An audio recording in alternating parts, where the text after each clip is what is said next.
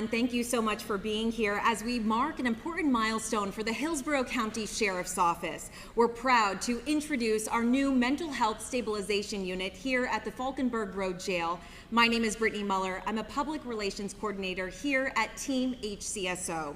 We want to thank State Attorney Susie Lopez, Public Defender Lisa McLean, Chief Assistant Public Defender Kimberly Heineman, Commissioner Harry Cohen, Commissioner Gwen Myers, Commissioner Christine Miller, Commissioner Chris Bowles, and a few of the commissioners weren't here today, are not able to make it, but we also thank them for their support. Chief of Police Charlie Vasquez of Tampa International Airport. Thank you for your time today. Now to get us started, I would like to welcome Sheriff Chad Chronister.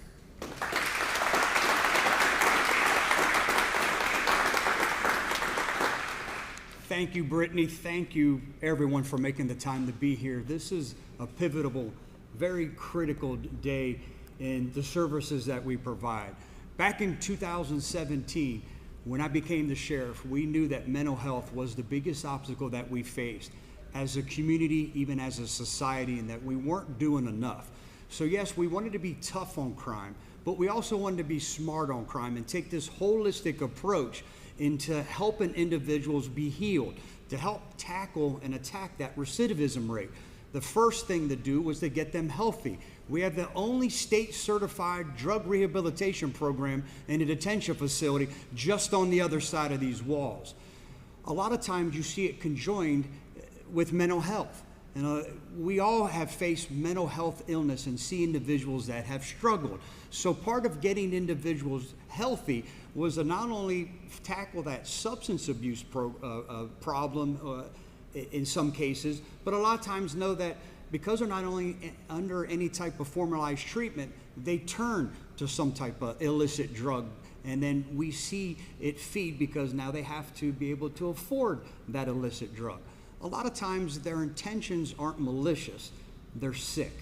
They have a disease. They're in mental health crisis. So we know that we knew back then that we needed to do more. The need today is even greater than it was in 2017.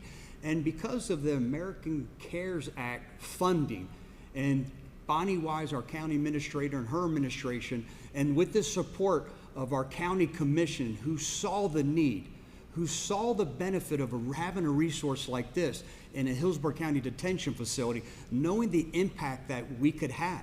We have less uses of force. We have less emergency orders. We're speeding up the process where individuals are found healthy and they can face the criminal justice system. And we are also seeing an improvement when it comes to stabilizing human beings in our community and helping them reintegrate back into society where they're not committing additional crimes. We're not seeing as much recidivism. I certainly think it helps us impact our crime reduction rate. 12.7% last year, 12.5% the year before that. And so far this year, 19.3%. It certainly benefits our community when we're able to take individuals and get them healthy. And then there's a lot more to it with our approach. Our vocational trades program, GED, a lot of these programs, again, now we're going to equip you with a skill set. We have you stabilized, we have you healthy, we get you educated, we provide you with the skill, so when you come and it's time for your debt to society to be paid and you're reintegrated back into society, you're not going to return. We're reducing the likelihood that you're going to be a productive member of society, be that husband, wife, mother, father, brother, sister that you want to be, that these individuals want to be. Now they're getting that stabilization. They're getting that helping hand that we're not seeing it return, and seeing them return back to our detention facilities and committing additional crimes. The recidivism rate in this country is almost 60%. It's not working.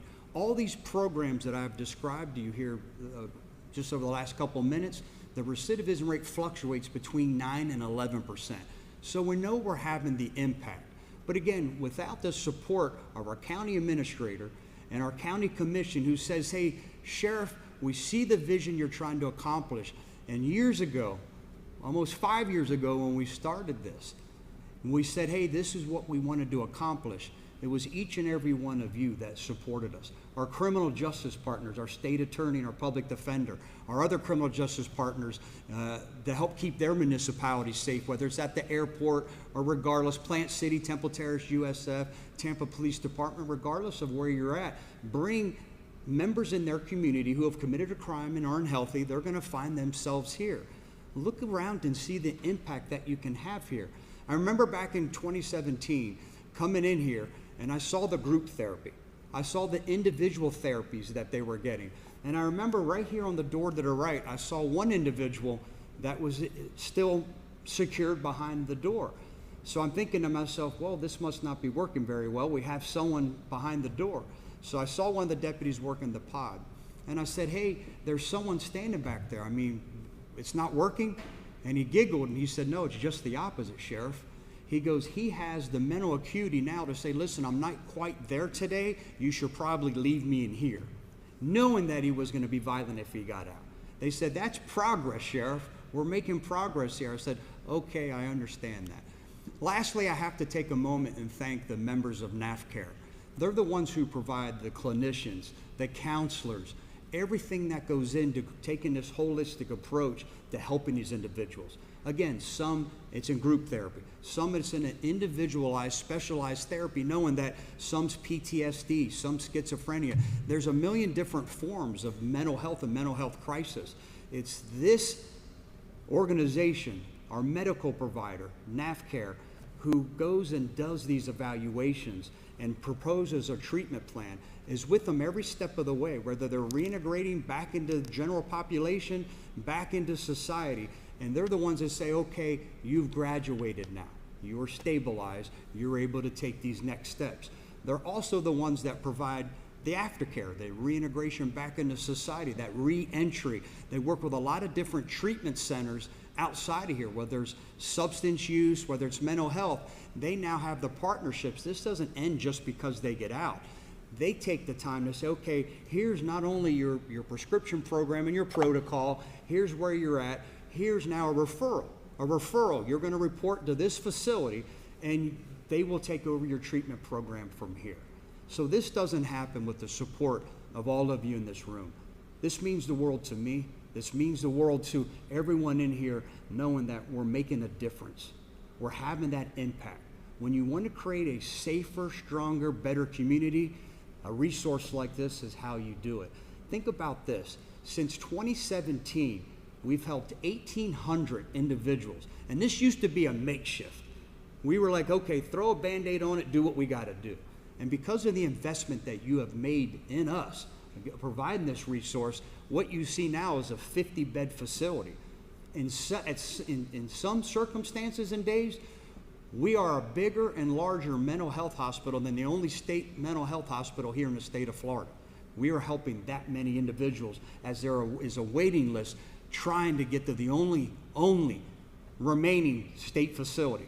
They're getting a better quality of service, a better treatment program right here, again, because of the support of each and every one of you. So thank you for your continued endorsement. Thank you for your support. Yes, you are making a difference.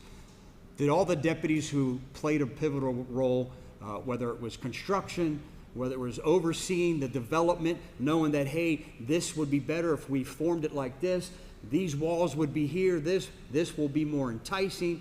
Thank you. Thank you for the role that you played. I ask that God continue to bless each and every one of you as you have that desired impact in helping another human being. Thank you, everyone.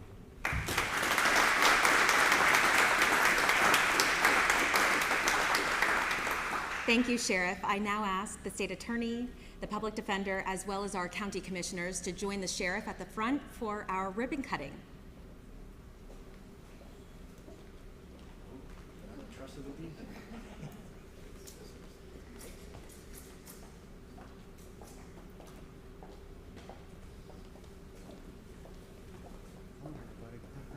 Come on your side. Come on over here. All of you, come on. We're going to do a photo first. Maureen right there in the center. 1, 2, 3. Thank you. Everybody good with your photos? Okay. All right, Sheriff, on you. All ready? 5, 4, 4, 3, 2, 1.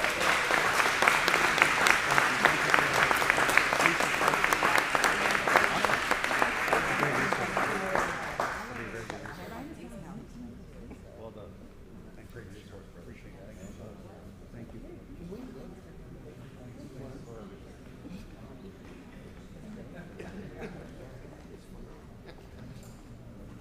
Thank you all for being here and taking the time out of your busy days to join us in this celebration. We have refreshments on the table behind me, and we'll also have a guided tour led by Colonel Ura.